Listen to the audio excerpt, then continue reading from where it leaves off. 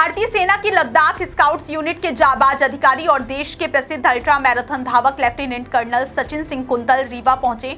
उन्होंने इस दौरे के दौरान बच्चों को दौड़ने की तकनीक, सही अभ्यास और फिटनेस के महत्व के बारे में विस्तार से बताया। इसके साथ ही उन्होंने विद्यार्थियों से संवाद करते हुए जीवन की चुनौतियों पर भी प्रकाश डाला और कहा कि उतार चढ़ाव जीवन का हिस्सा है, इसलिए हमें कभी भी विचलित हुए बिना अपने लक्ष्य पर पूरी तरह केंद्रित रहना चाहिए। क्या आपके बोरवेल में बार बार पानी की समस्या हो रही है? 30 किलो के लोकल पाइप दे रहे हैं धोखा, बार बार टूटते हैं और खर्च बढ़ाते हैं? तो अब भरोसा कीजिए न्यूट्रॉन केसिंग पाइप पर। एक्स्ट्रा मजबूत, लंबी उम्र के साथ अब बाजार में मिलने वाले 30 किलो के पाइप को करें बाय बाय और आज ही लगवाएं neutron 40 kg borewell casing pipe.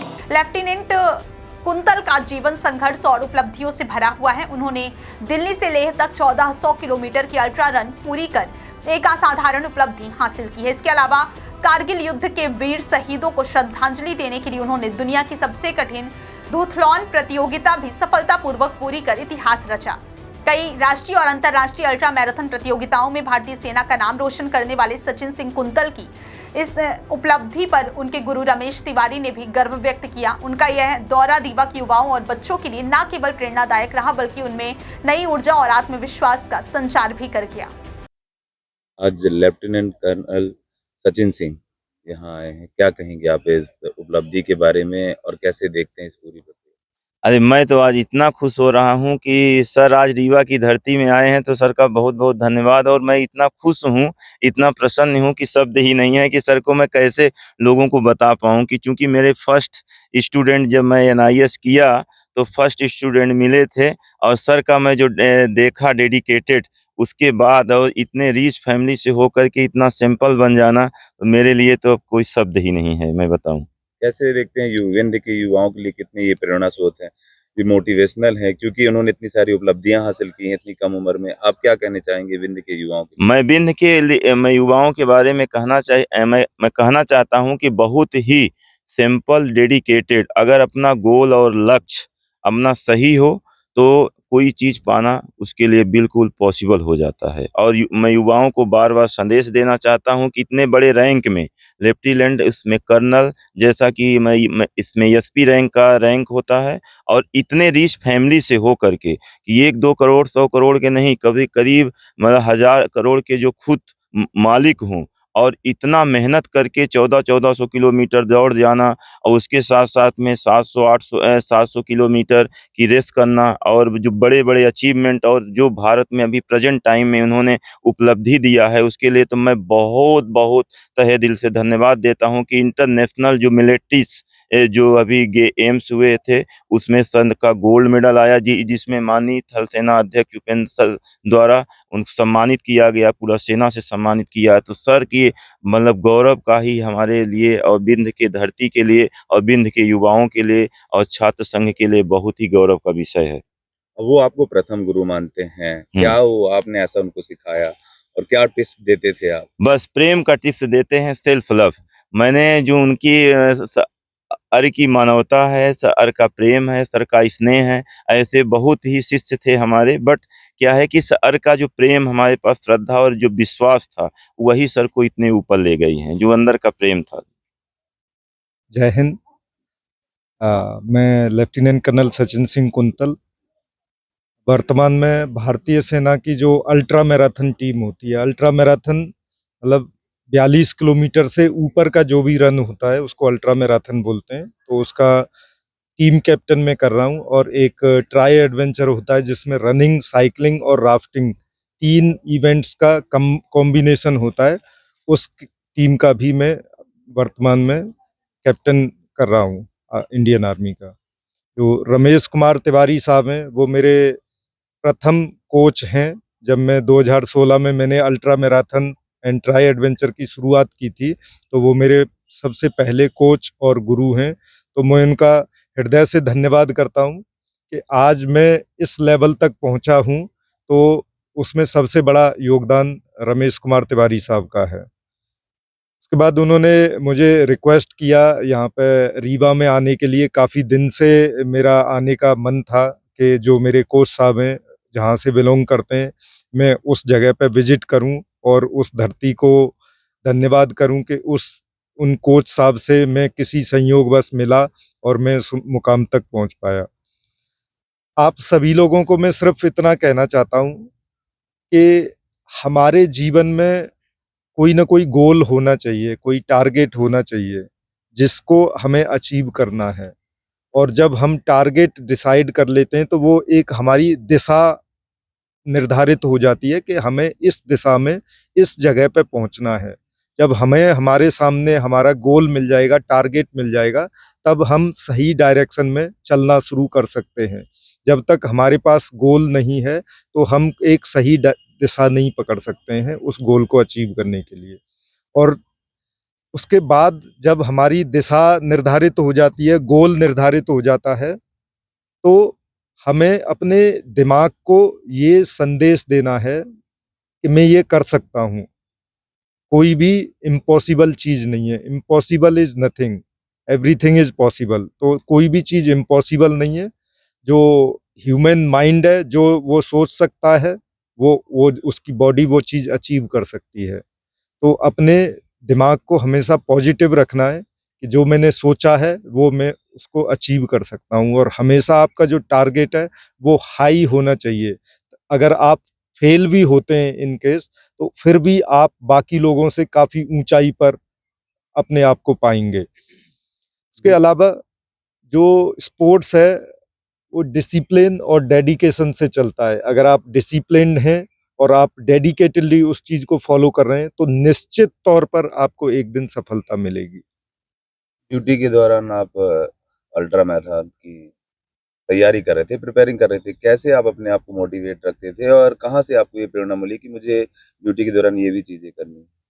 ये जो इंडियन आर्मी है वो बहुत ही खूबसूरत ऑर्गेनाइजेशन है। तो इसमें आपको बाई डिफ़ॉल्ट फिट तो रहना है ही। उसके बाद आपके सराउंडिंग में इतने मोटिवेटेड लोग रहते हैं जिनको देख के आप प्रेरित होते हो।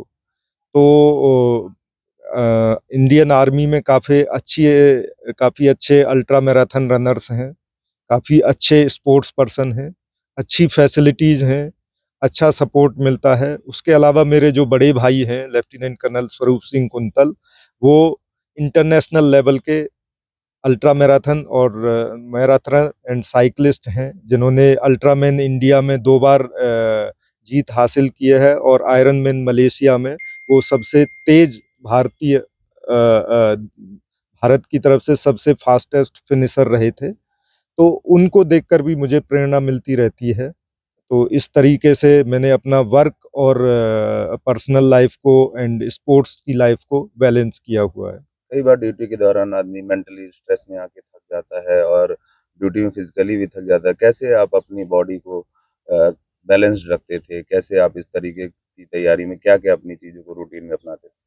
जी, ये बिल्कुल सही बात है कि जो आदमी का जीवन होता है उसमें उतार-चढ़ाव आते हैं। हर किसी प्लेयर के रूप में या कोई व्यक्ति किसी अदर प्रोफ़ेशन में भी है, जैसे यहाँ पे हमारे सीनियर लोग हैं काफ़ी अलग-अलग डिफरेंट प्रोफ़ेशन से, तो उन्होंने भी इस तरह के चैलेंजेज़ फ़ेस किए होंगे कि जीवन हमेशा स्मूथली नहीं चलता है। कभी उसमें चैलेंजेज आते हैं, कभी अच्छा होता है, कभी थोड़ा-सा डाउनफॉल आता है। बट उस चीज़ को जो आदमी बैलेंस कर पाए, जब दोनों चीज़ों को अच्छा चल रहा है तो भी और खराब चल रहा है तो उसको बैलेंस करके चले, वही आदमी लाइफ में सफल हो पाता है। तो इस तरीके से कभी-कभी वर्कलोड ज़्यादा होता है तो ठीक है, उस तरह उस दौरान अपना जो पर्सनल टाइम है उसको सैक्रिफ़ाइस करके उन चीज़ों को बैलेंस करना पड़ता है।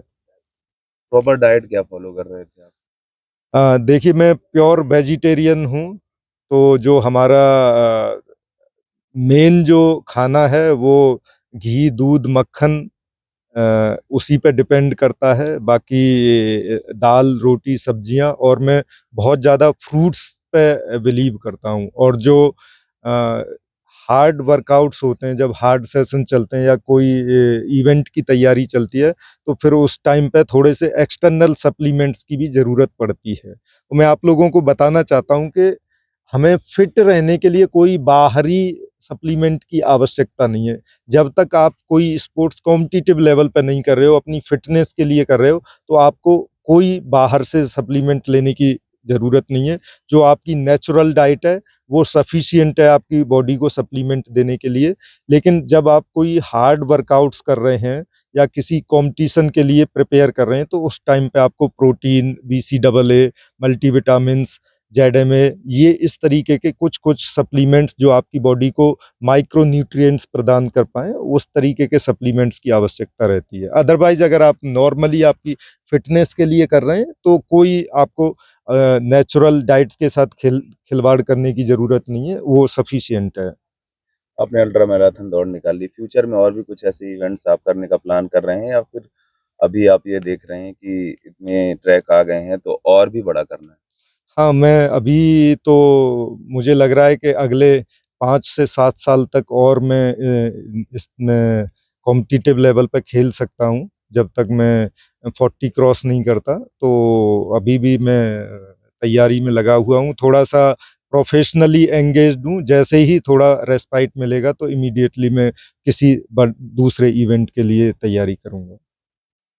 दिल्ली से लेह तक जब आप रेस करने की तैयारी कर रहे थे, कैसे आपने प्लान बनाया? क्या आपकी प्लानिंग थी कि इधर से दौड़ना है और लगातार चूँकि आप दौड़े तो क्या माइंडसेट? कि 2017 में एक इवेंट ऑर्गेनाइज किया था वाइल्डलाइन क्वेस्ट ने कारगिल विजय दिवस की 18वीं वर्षगांठ पर। तो हम 18 तीनों सर्विसेज के 18 एथलीट्स ने दिल्ली से रन स्टार्ट किया। तो ये रन 3 फेज में होना था, जिसमें दिल्ली से मनाली तक रनिंग था, उसके बाद मनाली से लेह, फिर खारदुंगला एंड फिर खारदुंगला से वापस लेह तक साइकिलिंग था एंड लेह से फिर कारगिल वॉर मेमोरियल तक फिर से रनिंग था। तो ये 3 फेजेस में इवेंट हुआ और इसको पूरा करने में हमें लगभग 30 दिन का समय लगा। दिन में हम पर डे 60 टू 70 किलोमीटर दौड़ते थे प्लेन्स में। जब हम माउंटेनियस टेरेन में गए तो डिस्टेंस थोड़ा-सा कम हुआ 40 टू 50 किलोमीटर, और जब हम हाई ऑल्टीट्यूड में लेह वाले एरिया में गए तो वहाँ पे 30 से 40 किलोमीटर पर डे कवर करते थे। तो फाइनली 18 लोगों ने हमें शुरू किया, तो धीरे-धीरे बीच में कुछ लोगों को इंजरी हुई और कुछ लोग ड्रॉप होते गए, और फाइनल जो हम पूरा करने वाले थे 5 लोग थे, जिसमें एक इन्फेंट्री का कमांडो था, एक मैं था और 3 जो नेवी की स्पेशल फोर्सेस होती हैं, मार्को कमांडो, वो थे। तो काफ़ी चैलेंजिंग इवेंट था। जब हमने स्टार्ट किया था जुलाई में शुरू किया था दिल्ली से, तो टेम्परेचर और ह्यूमिडिटी बहुत ज़्यादा थी। बीच में कभी बारिश हो जाती थी, कभी धूप हो रही है, कभी टेम्परेचर बढ़ रहा है, एंड जैसे-जैसे हम लेह की तरफ जाते गए तो ऑक्सीजन का लेवल कम होता गया एंड टेम्परेचर घटता गया, गिरता गया। तो हमने 45 डिग्री से स्टार्ट किया और हम -20 डिग्री तक के सफ़र में गए विदाउट एक्लिमेटाइजेशन। जब लेह में रनिंग कर रहे थे तो उस टाइम पे ऑक्सीजन की कमी होती है, तो ब्रेन सेल्स डैमेज होते हैं। सुबह उठते थे तो नाक से ब्लड के क्लॉट्स आते थे, बट फिर भी हमने अपनी दौड़ को जारी रखा कि हमारे शहीदों के लिए वो श्रद्धांजलि थी, तो हमें किसी भी तरह से उसको पूरा करना था। कितने किलोमीटर टोटल हुआ? ये जो इवेंट था, डिस्टेंस था, वो कंप्लीट जो डिस्टेंस था 1401 किलोमीटर का था। इसी तरह से 2019 में एक इवेंट और किया था मैंने, जिसमें जबलपुर से लेकर सिकंदराबाद तक 777 किलोमीटर दौड़ के 10 दिन में पूरा किया था, जिसमें हम 77 किलोमीटर डेली कवर करते थे, रन करते थे।